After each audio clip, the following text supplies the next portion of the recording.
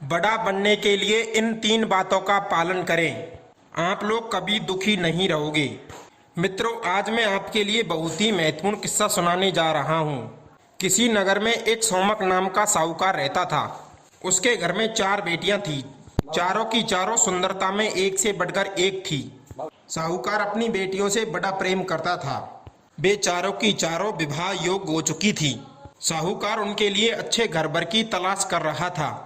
एक दिन वे चारों कन्याएं बगीचे में टहलने के लिए गई। वे आपस में कुछ हंसी मजाक की बातें कर रही थी। वे अपनी अपनी इच्छाओं को एक दूसरे से कह रही थी। उन चारों में से जो सबसे बड़ी थी वो कहने लगी, हे बहनों, मेरी इच्छा है कि मैं अपना विवाह राजा के रसोइये से करूं। यदि मेरा विवाह राजा के रसोइये से हो जाता है तो मुझे रोज अच्छी अच्छी चीजें खाने को मिलेगी। मेरा पति मुझे हर रोज नई नई स्वादिष्ट चीजें खाने को देगा, क्योंकि तुम जानती हो कि राजा की रसोई में हर रोज नया नया भोजन, नए से नए स्वादिष्ट पकवान बनते हैं। रसोइयों से विवाह करके मेरा तो जीवन धन हो जाएगा। अपनी बड़ी बहन की बात सुनकर साहूकार की दूसरी बेटी ने भी अपनी इच्छा प्रकट की। दूसरी बेटी कहने लगी, हे बहनों, मेरी इच्छा यह है कि मैं अपना विवाह राजा के मंत्री से करूं। यदि मैं मंत्री की पत्नी बनूंगी तो मुझे अच्छे अच्छे कपड़े पहनने को मिलेंगे।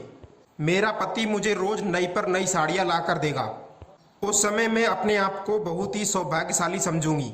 मित्रों, अपनी दूसरी बहन की बात सुनकर साहूकार की तीसरी बेटी बोली, हे बहन, मेरी भी इच्छा कुछ कम नहीं है। मैं भी अपना पति किसी ऐसे वैसे को नहीं चुनूंगी।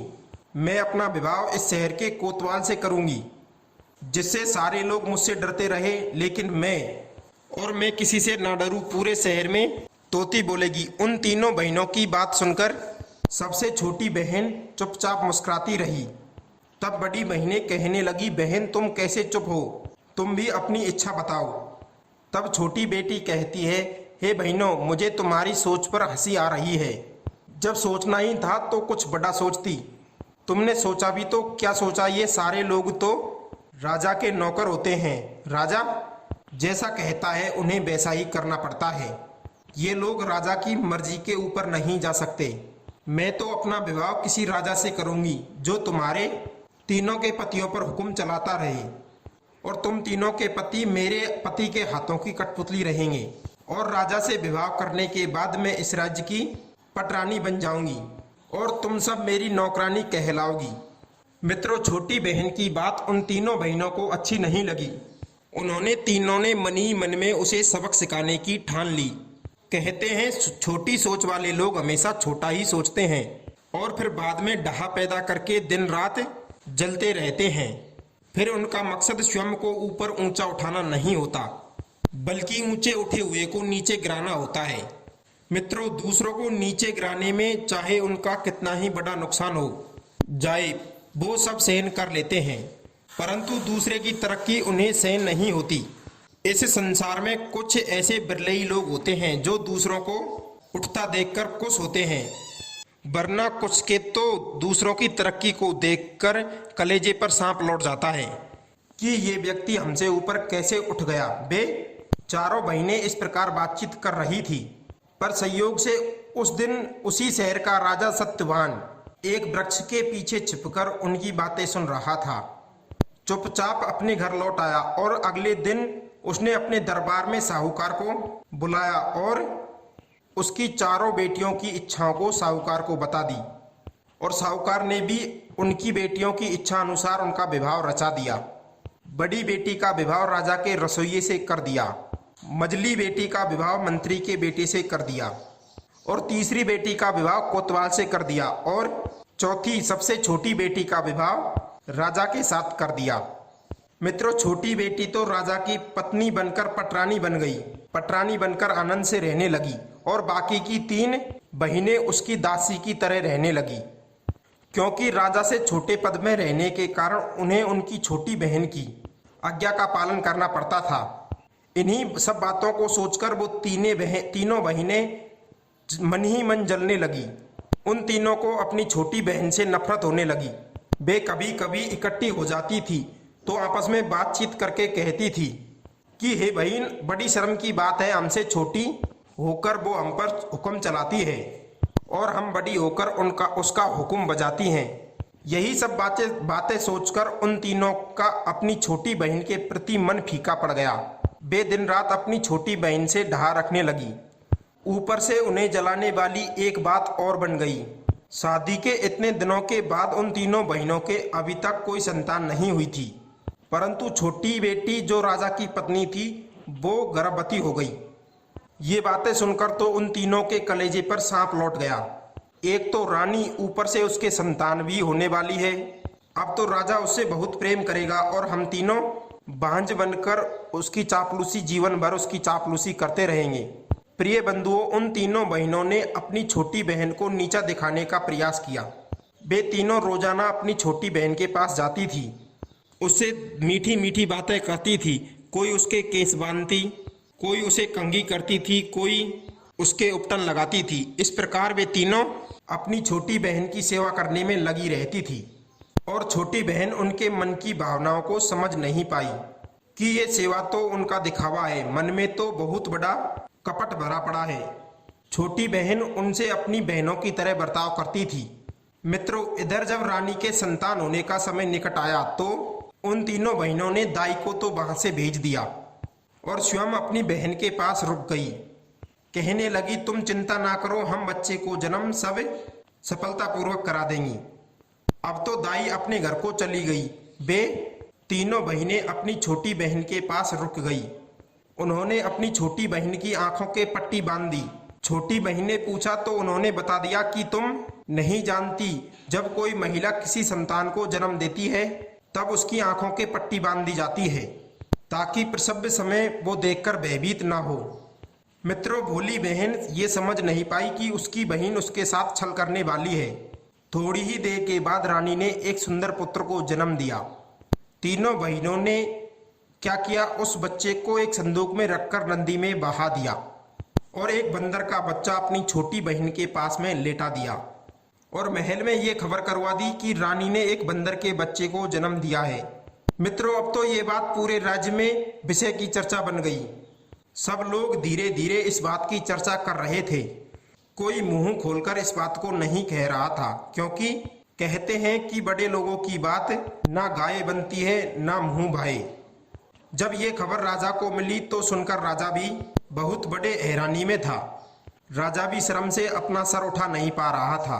उधर वो संदूक जिसमें राजा का बेटा था वो नदी में बहता बहता किनारे पर आ गया और एक ब्राह्मण को मिल गया और वो ब्राह्मण उसका अच्छी तरह लालन पालन करने लगा। मित्रों, इधर एक वर्ष बाद रानी को फिर से गर्भ ठहरा तो उसकी तीनों बहनों ने दाई को प्रसव कक्ष से बाहर भेज दिया। पहले की भांति उन्होंने फिर आंखों से पट्टी बांध दी। रानी ने फिर एक सुंदर पुत्र को जन्म दिया। इस बार भी उन तीनों बहनों ने बच्चे को एक संदूक में रखकर नदी में बहा दिया और उसकी जगह एक कुत्ते को रानी के बच्चे के पास रख दिया। फिर से उन्होंने ताजमहल में ये खबर कर दी कि रानी ने एक कुत्ते के बच्चे को जन्म दिया है। ये बात सुनकर राजा फिर शर्म से पानी पानी हो गया और कर भी क्या सकता था। चारों तरफ इस बात का पता चला कि रानी मनुष्य की जगह कभी बंदर को जन्म देती है, कभी कुत्ते को। जरूर ये कोई रानी नहीं बल्कि पूर्व जन्म की कोई राक्षसी लगती है। राजा साहब इसे मरवा क्यों नहीं देते। मित्रों, इधर राजा ने सोचा हो सकता है इसमें रानी का कोई दोष ना हो, हमारे भाग्य खोटे हो। राजा ने फिर धैर्य धारण किया और रानी से उसका प्यार कम नहीं हुआ। उधर दूसरे बच्चे को भी उसी ब्राह्मण ने निकाल लिया जिसने पहले वाले बच्चे को निकाला था। ब्राह्मण दूसरे बालक को भी पालने लगा। धीरे धीरे समय फिर बीता और तीसरी बार भी रानी को गर्भ ठहरा। इस बार भी उसकी बहनों ने उसके साथ छल किया। रानी ने एक सुंदर कन्या को जन्म दिया। रानी की बहनों ने उस कन्या को एक बक्से में रखकर नदी में बहा दिया और उसकी जगह एक बिल्ली के बच्चे को रानी के पास रख दिया। जब यह बात पूरे नगर में फैल गई तो सब लोग रानी को कोसने लगे कि ये रानी जरूर कोई राक्षसी है जो जीव जंतुओं को जन्म दे रही है और राजा भी कितना पागल है, ऐसी असुरनियों को घर में बैठाए हुए है। मित्रों, प्रजा की मनसा को जब राजा ने समझा तो अपनी रानी को हथकड़ी बेड़ी लगाकर जेल में डाल दिया। छोटी बहन को जेल में पड़ा देखकर उन तीनों बहनों के मन में बहुत खुशी हुई, वे खूब आनंद मनाने लगी। भला हुआ जेल में पहुंच गई। बहुत हुक्म चलाती थी हम पर। मित्रों, ईर्ष्यालु लोगों को दूसरों को देखकर बड़ा आनंद आता है। आज वो रानी जेल में पड़ी पड़ी अपने भाग्य को कोस रही थी। उधर राजा के तीनों बच्चों को उस ब्राह्मण ने अच्छी तरह से उनका लालन पालन किया। जब वे तीनों कुछ बड़े हुए तो एक दिन वे तीनों घूमते हुए जंगल में पहुंच गए। जंगल में एक ऋषि का आश्रम था। वहीं पर बरगद का एक भारी पेड़ था। ऋषि के आश्रम में तरह तरह के जीव जंतु पशु पक्षी टहलते रहते थे। तरह तरह की रंग बिरंगी चिड़िया उस वृक्ष पर किलोले करती थी। उन तीनों भाई बहनों ने देखा कि 7 रंग वाला एक पक्षी आश्रम में बैठा है। वो पक्षी बड़ा ही मनमोहक था। उस पक्षी को पकड़ने के लिए जब उनका बड़ा भाई आगे बढ़ा, उसने पक्षी को हाथ लगाया तो वो उसी क्षण पत्थर का बन गया। फिर दूसरे भाई ने उस पक्षी को पकड़ना चाहा तो वो भी पत्थर का हो गया। अपने दोनों भाइयों को पत्थर का बना देखकर वो लड़की भी रोती चिल्लाती उस महात्मा जी के पास आई और सारी बात बताई। महात्मा जी ने अपनी झोली में से थोड़ी सी राख दी और कहा, ये राख ले जाओ और अपने दोनों भाइयों के शरीर पर मल देना, वे ठीक हो जाएंगे। मित्रों, लड़की ने वैसा ही किया। महात्मा जी ने से विभूति लेकर अपने दोनों भाइयों पर डाल दी। वे दोनों ठीक हो गए। अब वो पक्षी उनका मित्र बन गया। पक्षी उड़कर उन दोनों के ऊपर बैठ गया और बोला, हे बच्चों, मैं अब आज से तुम्हारा मित्र हूँ। तुम्हें किसी भी तरह की कोई चिंता करने की जरूरत नहीं। आज से जंगल के सारे जीव तुम्हारे मित्र हैं। वे सब तुम्हारे साथ रोज खेला करेंगे। तुम्हें खाने के लिए सुंदर सुंदर फल लाकर दिया करेंगे। तुम्हें अपनी पीठ पर बैठाकर जंगल में घुमाया करेंगे। तुम प्रेम पूर्वक आनंद से यहाँ पर रहो। तुम्हें कोई तकलीफ नहीं होगी। मित्रों, उस पक्षी की बात सुनकर वो तीनों बहन भाई उस जंगल में रहने लगे। जंगल में सभी जानवर उस पक्षी की बात मानते थे। वो पक्षी जैसा कहता था, जंगल के सभी जीव जंतु वैसा ही करते थे। अब तो जंगली जीव जंतुओं के साथ रहते रहते उन्हें काफी समय गुजर गया। वे बड़े आनंद के साथ उस जंगल में रह रहे थे। एक दिन राजा सत्यवान शिकार करने के लिए जंगल में आया। पूरे जंगल का भ्रमण कर लिया, लेकिन उसे कहीं पर कोई जंगली जीव नहीं दिखाई दिया। जंगल के सारे जानवर तो उन तीनों बच्चों के पास थे, उन्हीं के साथ खेल रहे थे। तब राजा निराश होकर उसी मुनि के आश्रम की ओर गया। वहां उसने देखा पूरे जंगल के जानवर पशु पक्षी उन तीनों बालकों के साथ खेल रहे हैं। राजा सत्यवान यह देखकर बड़ा ही हैरान था। उसने देखा 2 बड़े ही सुंदर कुमार और एक कन्या उन जानवरों को के साथ खेल रही थी। सोचने लगा, इतने सुंदर बालक इस जंगल में अकेले क्या कर रहे हैं। बच्चों को देखकर राजा सोच में डूब गया। वो अपनी किस्मत को कोसने लगा। कहने लगा, कितने सुंदर बालक हैं और मैं अभागा कुत्ता बिल्ली बंदर का बच्चा पिता हूँ। भगवान ने मुझे संतान के रूप में कुत्ता बिल्ली बंदर दिए हैं। यह सब सोचकर राजा की आंखें भर आई। उसने उन तीनों बालकों को अपने पास बुलाया और गोद में बैठाकर पूछने लगा, हे बच्चों, तुम्हारे माता पिता कहाँ हैं और तुम इस जंगल में इन जंगली जीवों के बीच में क्या कर रहे हो। तब उन कुमारों ने बताया, हे महाराज, हमारे पिता एक ब्राह्मण देव है जो नदी के किनारे रहते हैं। इन जंगली जीवों से हमारी मित्रता हो गई है, इसलिए हम यहाँ खेलने के लिए चले आते हैं। हमारे घर चलो, हम तुम्हारा अतिथि सत्कार करेंगे। मित्रों, राजा उन बच्चों की बातों से बड़ा ही प्रभावित हुआ। उसका मन कर रहा था, मैं इन्हीं बच्चों के साथ खेलूं, इन्हें प्यार करूं। राजा सत्यवान उन बच्चों के साथ उनके घर गया तो वहां देखा ब्राह्मण देव तो कहीं बाहर गए हुए हैं। वही सतरंगी पक्षी बैठा हुआ है। राजा को देखकर वो पक्षी समझ गया कि ये राजा ही इन बच्चों के असली पिता है। उन दोनों कुमारों ने राजा का स्वागत किया। उस कन्या ने भोजन तैयार किया और राजा के आगे परोस दिया। राजा ने भोजन किया। भोजन बड़ा ही स्वादिष्ट लगा। राजा ने भोजन की खूब प्रशंसा की। जब वो पक्षी बोला, हे राजन, यह तो भोजन कुछ नहीं है। यदि हमारी कन्या आपको माणिक मोतियों की सब्जी बनाकर खिला दे तो आप इस भोजन को भूल जाओगे। पक्षी की बात सुनकर राजा संशय में पड़ गया। कहने लगा, अरे पक्षी, माणिक मोतियों की सब्जी कब से बनती है। जब पक्षी कहने लगा है, हे राजन, जब इंसान कुत्ता बिल्ली बंदर के बच्चों को जन्म दे सकता है तब माणिक मोतियों की सब्जी क्यों नहीं बनती।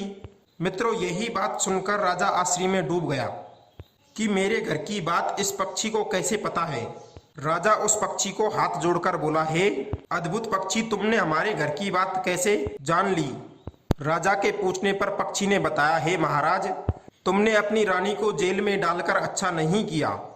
तुम्हारी रानी ने किसी कुत्ता बिल्ली बंदर को जन्म नहीं दिया, बल्कि 2 पुत्र और 1 कन्या को जन्म दिया है, जिसे संदूक में रखकर नदी में बहा दिया गया था। उन बच्चों को नदी के किनारे रहने वाले एक ब्राह्मण ने निकाल लिया, उनका पालन पोषण किया और आज वो सियाने हो गए हैं। तुम्हें जो भोजन करा रहे हैं यही तुम्हारे ही बच्चे हैं। तुम्हारी रानी की तीनों बहनों ने ईर्ष्यावश ये दुष्टता का काम किया था। मित्रों, पक्षी की बात सुनकर राजा बड़ा ही प्रसन्न हुआ। उसने अपने तीनों बच्चों को अपनी छाती से लगा लिया और उन्हें लेकर अपनी राजधानी लौट आया।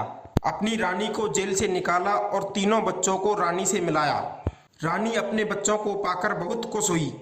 उधर रानी की तीनों बहनों की चोटी काटकर काला मुंह करके पूरे नगर में घुमाया गया। आज उन्हें अपने किए पर बड़ा ही पश्चाताप हो रहा था।